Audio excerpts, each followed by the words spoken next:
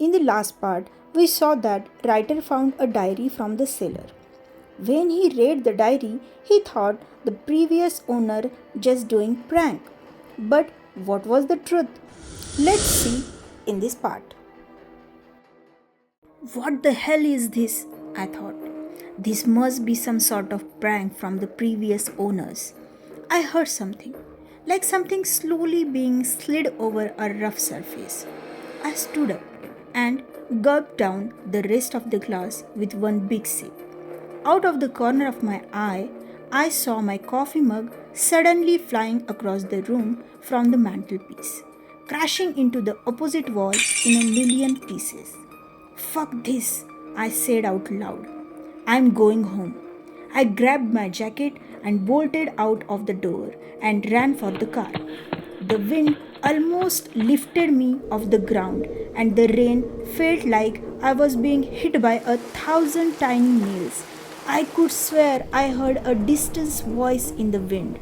I got into my car and turned the key. It wouldn't start. I tried it again and again and again. No luck. It was dead. Damn it. I screamed and got out again and started to run up the dirt road. The second I turned back to the car, a huge branch broke from the tree just above and came crashing down, straight through the windshield of my car into the driver's seat. Holy shit! I exclaimed as I fell backwards into the mud. I struggled to find a grip in the slippery surface, eventually getting myself up again and immediately started to run up the dirt road. I will find a ride once I hit the main road, I thought. It felt like everything around me was trying to stop me from leaving. The wind and rain were almost too much to run against. The branches from the surrounding trees seemed to reach out after me like bony fingers, snagging me, trying to grab onto me. I ran and ran and ran. Man, was this road always this long? After running for at least 15 minutes in a straight line, I saw a light ahead. Finally, I thought, maybe it's a car. I ran faster. I gave everything I had. Then, in disbelief, I fell to my knees. The light in front of me wasn't a car. The light was coming from the old ugly lamp in the window of the cabin. How? I hadn't made a single turn. How could I be back? I looked behind me to get my bearings. There, in the distance, I thought I saw someone standing in the middle of the road. But as soon as I tried to focus and look closer, it seemed like the person disintegrated and blew away like leaves in the wind. I got up and ran back to the cabin. I went back in and locked the door and fell to the floor, panting and trying to wipe the mud and rain out of my face. I need a plan. I need to get out of here. What the hell is this place? My mind was racing. My thoughts were interrupted by the painting, all of a sudden falling to the floor with a loud crash. I got up and slowly went to pick it up, but dropped it as soon as I looked at it. There, in the painting, was a woman standing outside the cabin, right outside the front door, clear as day. I stumbled back and fell down on the couch. I slowly turned my head towards the front door and saw the door handle slowly turn.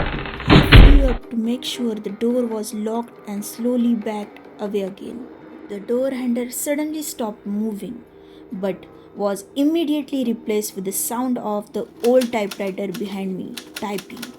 I turned my head and, to my disbelief, watched as the letters were being pressed down one by one by some invisible force.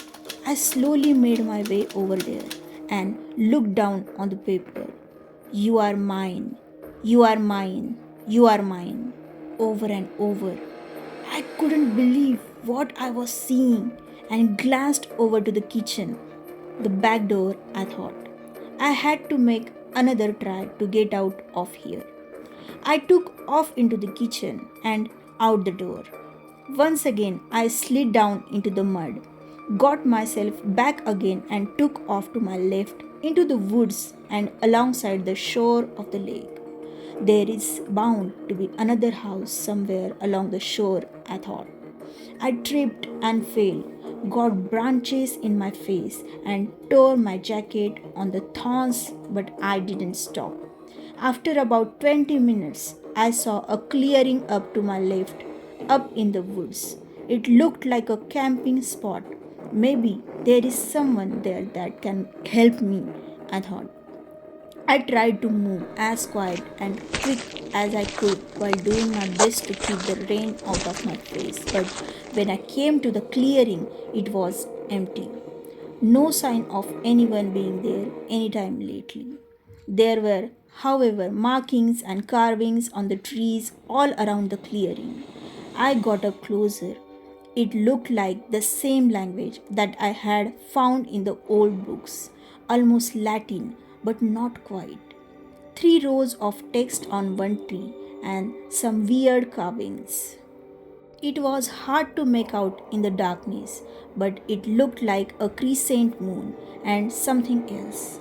In the middle of the clearing, there was a big stone circle on the ground, twigs bound together resting on the trees. What the hell is this? I went back down to the shore and moved on in the same direction that I had been going before, more than once tripping over fallen branches and stones, almost falling into the damn lake itself. I looked back out over the water. I could still clearly see the cabin way back there. It looked perfectly peaceful from here, but I knew better by now. I turned my head to move on and got the wind completely knocked out of me. There, right in front of me, it stood. The goddamn cabin! I looked back behind me again. A mist lay over the lake, blocking the view. Other than that, nothing but woods. I just saw the fucking cabin behind me, and now here it is. As if I had run a full circle around the lake and come up it from the right hand side. I could feel my sanity go. I'm losing it. Shit like this can't be real. I must have crashed my car on the way up here and ended up in a coma or something. And this is all a dream. Yes, that's it. This is a dream. This is not happening. Reality doesn't work this way. I didn't know if this in fact was what was happening, but somewhere, somehow, it gave me a small moment of relief. The thought that this might all be some kind of messed up dream. After all, what was more likely, more probable, that I somehow had ended up in what I only could describe as a haunted cabin, or that it was all in my head? Occam's razor and all that. The simplest solution is almost always correct. Almost always. I had no choice but to go back into the cabin for the second time since the world turned to absolute shit. I was so cold, my teeth hammering against each other like a jackhammer trying to reach the center of the earth. My clothes were by this point more water than fabric. I got back in through the kitchen door and closed it behind me. I carefully looked around. No one in the kitchen. The hatch was closed, empty in the living room, bathroom, bedroom. The painting looked normal again. Front door still locked. The typewriter was still. I walked over to it again. The paper was blank. There was nothing written on it. Coma, dream, I thought it must be.